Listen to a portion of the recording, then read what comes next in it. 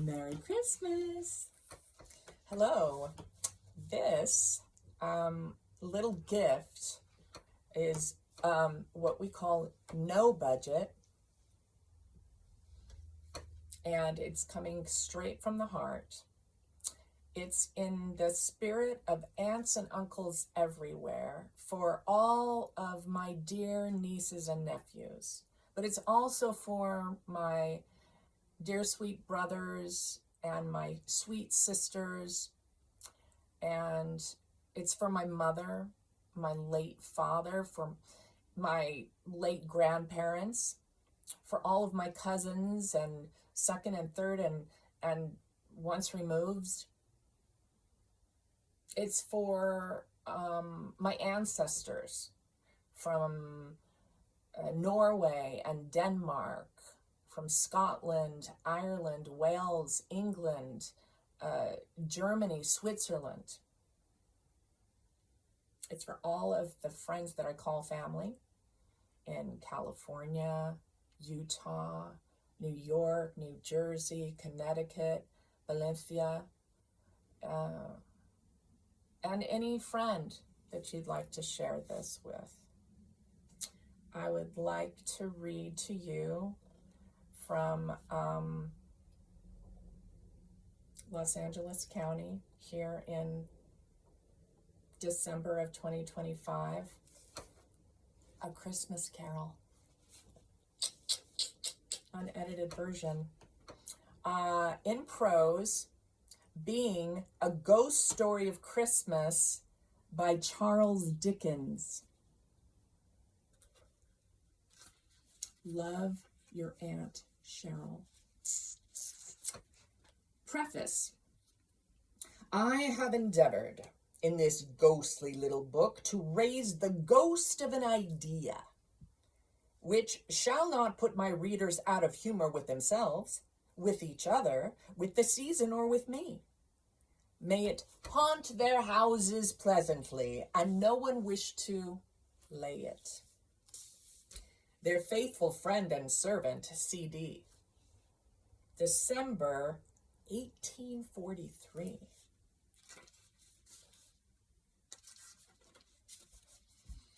A Christmas Carol, Stave 1. Marley's ghost. Marley was dead, to begin with. There is no doubt whatever about that. The register of his burial was signed by the clergyman, the clerk, the undertaker, and the chief mourner. Scrooge signed it, and Scrooge's name was good upon change for anything he chose to put his hand to. Old Marley was as dead as a doornail. Mind, I don't mean to say that I know of my own knowledge what there is particularly dead about a doornail. I might have been inclined myself to regard a coffin nail as the deadliest piece of ironmongery in the trade. But the wisdom of our ancestors is in the simile, and my unhallowed hands shall not disturb it, or the country's done for. You will therefore permit me to repeat emphatically that Marley was as dead as a doornail. Scrooge knew he was dead. Of course he did. How could it be otherwise? Scrooge and he were partners for I don't know how many years. Scrooge was his sole executor, his sole administrator, his sole assign, his sole residuary legatee, his sole friend, and his sole mourner. And even Scrooge was not so dreadfully cut up by the sad event, but that he was an excellent man of business on the very day of the funeral, and solemnized it with an undoubted bargain. The mention of Marley's funeral brings me back to the point I started from. There is no doubt that Marley was dead. This must be distinctly understood, or nothing wonderful can come of the story I am going to relate. If we were not perfectly convinced that Hamlet's father died before the play began, There would be nothing more remarkable in his taking a stroll at night, in an easterly wind, upon his own ramparts, than there would be in any other middle-aged gentleman rashly turning out after dark in a breezy spot, say, St. Paul's churchyard, for instance, literally, to astonish his son's weak mind. Scrooge never painted out old Marley's name. There it stood, years afterwards, above the warehouse door, Scrooge and Marley. The firm was known as Scrooge and Marley. Sometimes people new to the business called Scrooge Scrooge and sometimes Marley, but he answered to both names. It was all the same to him. Oh, but he was a tight-fisted hand at the grindstone, Scrooge, a squeezing, wrenching, grasping, scraping, clutching, covetous old sinner, hard and sharp as flint, from which no steel ever struck out generous fire, secret and self-contained and solitary as an oyster.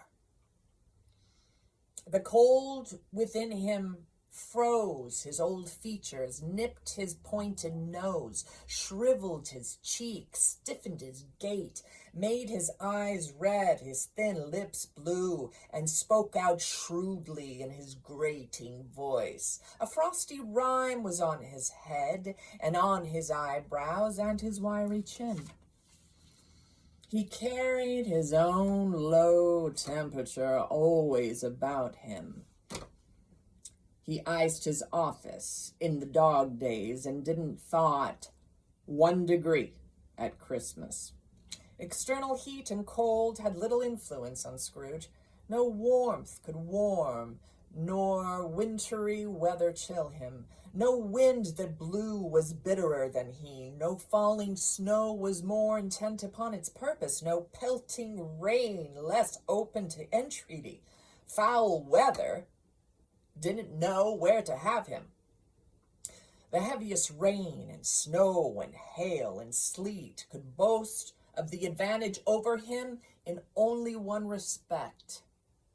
They often came down handsomely, and Scrooge never did.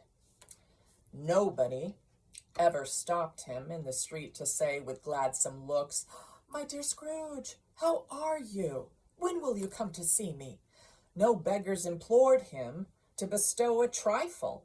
No children asked him what it was o'clock, or no man or woman ever once in all his life inquired the way to such and such a place of Scrooge. Even the blind men's dogs appeared to know him, and when they saw him coming, would tug their owners into doorways and up courts, and then would wag their tails as though they said, "No eye at all is better than an evil eye, dark master."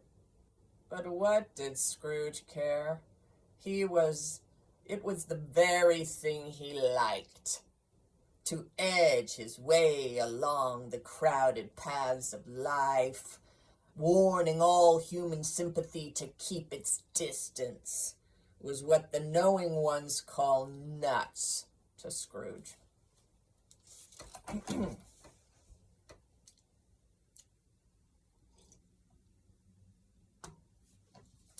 Once upon a time, of all the good days in the year, on Christmas Eve, old Scrooge sat busy in his counting house. It was cold, bleak, biting weather, foggy withal, and he could hear the people in the court outside go wheezing up and down, beating their hands upon their breasts and stamping their feet upon the pavement stones to warm them. The city clocks had only just gone 3, but it was quite dark already.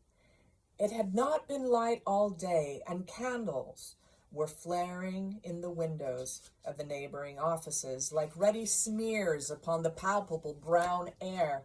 The fog came pouring in at every chink and keyhole, and was so dense without that although the court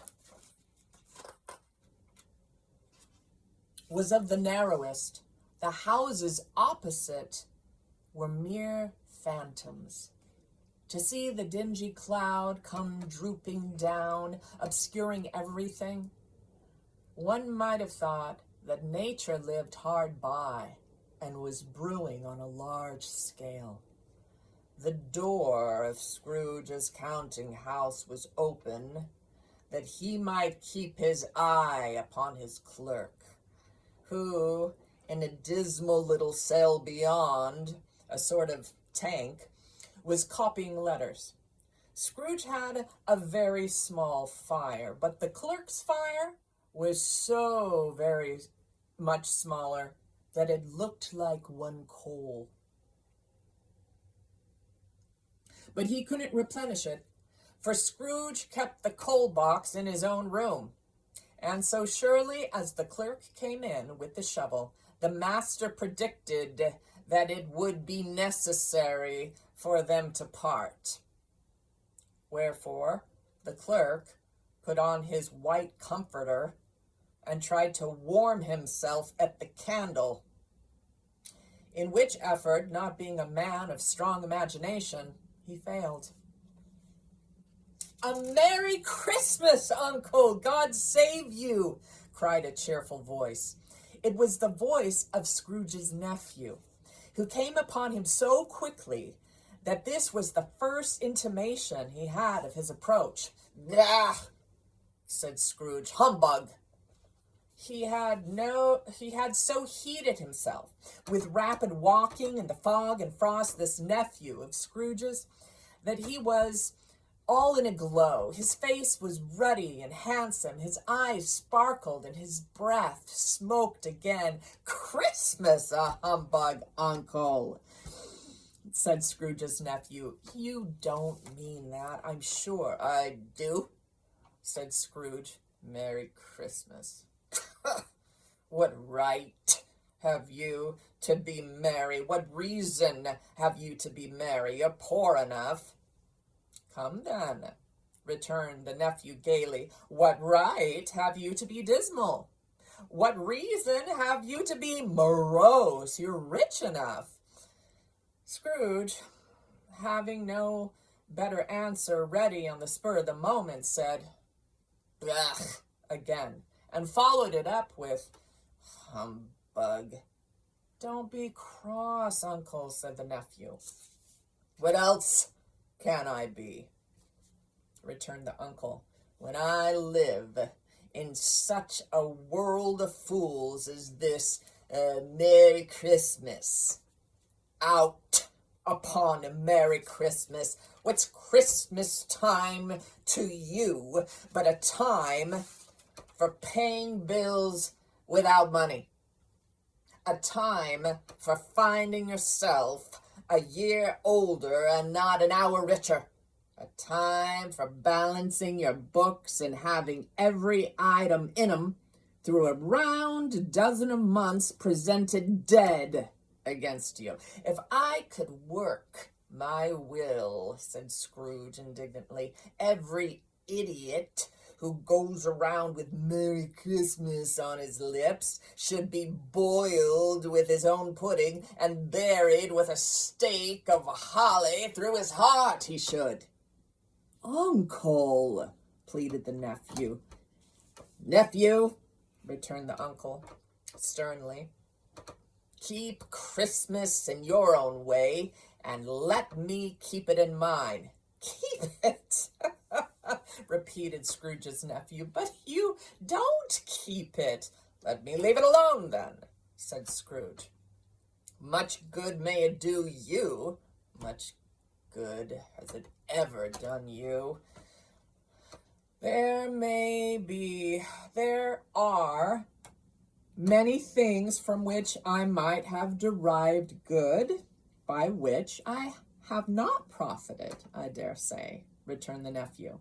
"Christmas among the rest. But I am sure I have always thought of Christmas time when it has come round, apart from the veneration due to its sacred name and origin, if anything belonging to it can be apart from that, as a good time, a kind, forgiving, charitable, pleasant time, the only time I know of in the long calendar of the year when men and women seem by one consent to open their shut-up hearts freely and to think of people below them as if they really were fellow passengers to the grave, and not another race of creatures bound on other journeys.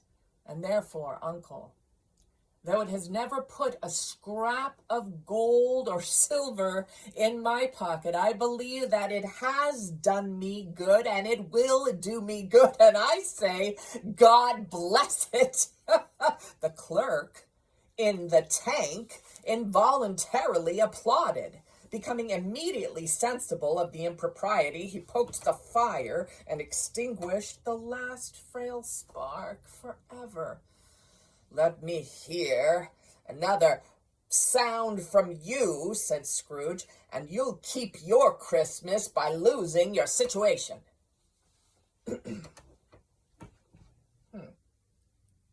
You're quite a powerful speaker, sir, he added, turning to his nephew. I wonder you don't go into Parliament.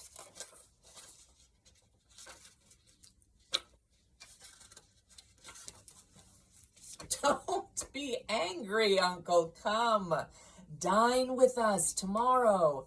Scrooge said that he would see him. Yes, indeed he did. He went the whole length of the expression and said that he would see him in that extremity first. But why? Cried Scrooge's nephew. Why? Why did you get married? Said Scrooge. Because I fell in love. Because you fell in love. Growled Scrooge, as if that were the only one thing in the world more ridiculous than a Merry Christmas. Good afternoon. Nay, uncle, but you never came to see me before that happened. Why give it as a reason for not coming now? Good afternoon, said Scrooge. I want nothing from you. I ask nothing of you. Why cannot we be friends? Good afternoon. I am sorry, with all my heart, to find you so resolute. We have never had any quarrel to which I have been party, but I have made the trial in homage of Christmas, and I'll keep my Christmas humor to the last. So, a Merry Christmas, Uncle. Good afternoon. And a Happy New Year. Good afternoon. His nephew left the room without an angry word, notwithstanding. He stopped at the outer door to bestow the greetings of the season on the clerk, who, cold as he was warmer than Scrooge, for he returned them cordially. There's another fellow, muttered Scrooge, who overheard him. My clerk, with 15 shillings a week and a wife and a family, talking about a Merry Christmas. Well, I'll retire to Bedlam. The lunatic, in letting Scrooge's nephew out, had let 2 other people in. They were portly gentlemen, pleasant to behold, and now stood with their hats off in Scrooge's office. They had books and papers in their hands and bowed to him. Scrooge and Marley, I believe, said one of the gentlemen, referring to his list. Have I the pleasure of addressing a Mr. Scrooge or a Mr. Marley? Mr. Marley has been dead these 7 years, Scrooge replied. He died 7 years ago, this very night. Oh, we have no doubt his liberality is well represented in his surviving partner, said the gentleman, presenting his credentials. It certainly was, for they had been two kindred spirits. At the ominous word liberality, Scrooge frowned and shook his head and handed the credentials back. At this festive season of the year, Mr. Scrooge, said the gentleman, taking up his pen, it is more than usually desirable that we should make some slight provision for the poor and destitute, who suffer greatly at the present time. Many thousands are in want of common necessaries. Hundreds of thousands are in want of common comforts, sir. Are there no prisons? Asked Scrooge. Plenty of prisons, said the gentleman, laying down the pen again. And, the union workhouses, demanded Scrooge. Are they still in operation? They are still, returned the gentleman. I wish I could say they were not. The treadmill and the poor law are in full vigor, then, said Scrooge. Both very busy, sir. Oh, I was afraid from what you said at first that something had occurred to stop them in their useful course, said Scrooge. I'm very glad to hear it. Under the impression that they scarcely furnish Christian cheer of mind or body to the multitude, returned the gentleman, a few of us are endeavoring to raise a fund to buy the poor some meat and drink and means of warmth. We choose this time because it is a time of all others when want is felt keenly and abundance rejoices. What shall I put you down for? Nothing. You wish to be anonymous? I wish to be left alone, said Scrooge. Since you ask me what I wish, gentlemen, that is my answer. I don't make merry myself at Christmas, and I can't afford to make idle people merry. I help to support the establishments I have mentioned. They cost enough, and those who are badly off must go there.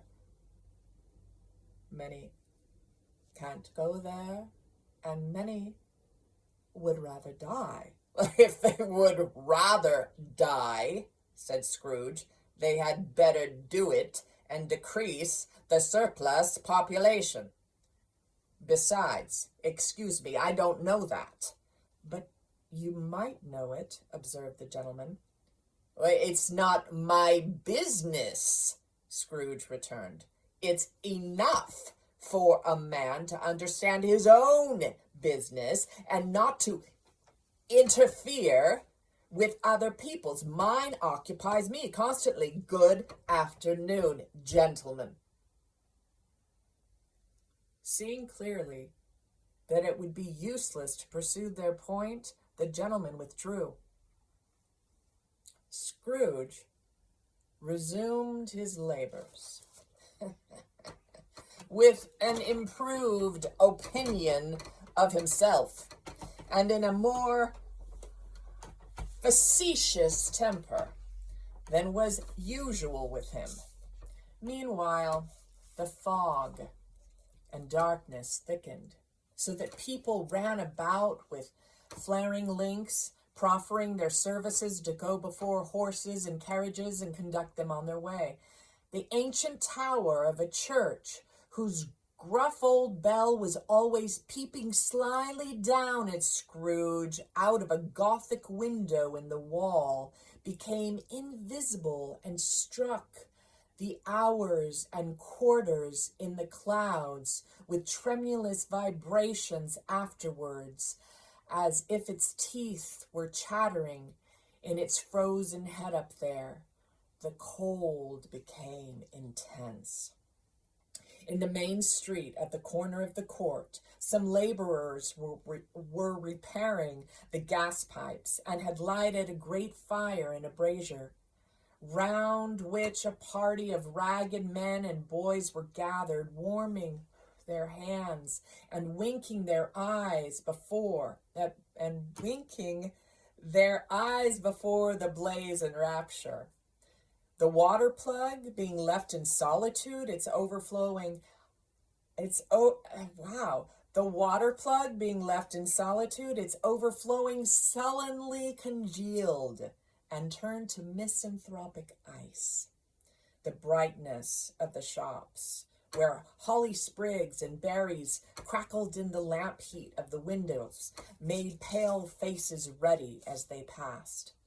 Poulterers and grocers' trades a splendid joke, a glorious pageant, with which it was next to impossible to believe that such dull principles as bargain and sale had anything to do.